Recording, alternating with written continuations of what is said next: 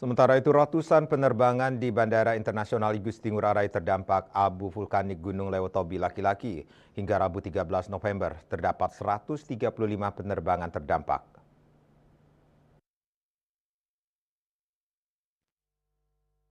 Rinciannya sebanyak 115 penerbangan terdampak erupsi dan 20 penerbangan yang mengalami pembatalan karena alasan operasional maskapai.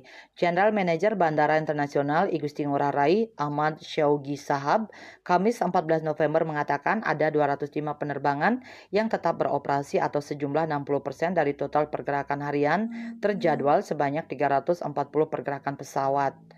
Hal ini menegaskan bahwa Bandara Ngurah Rai tetap beroperasi meskipun beberapa maskapai memutuskan melakukan pembatalan penerbangan dengan pertimbangan keamanan dan keselamatan. Menurutnya terdapat 9 maskapai yang melayani rute domestik yang tetap beroperasi dari total 12 maskapai yang ada di Bandara Ngurah Rai. Sementara untuk penerbangan internasional ada sejumlah 28 maskapai yang tetap terbang dari total 42 maskapai. Ditambahkan untuk realisasi total penerbangan yang batal dampak dari erupsi Gunung Lewotobi laki-laki pada Rabu 13 November sebanyak 115 penerbangan terdiri dari 32 penerbangan domestik dan 83 penerbangan internasional.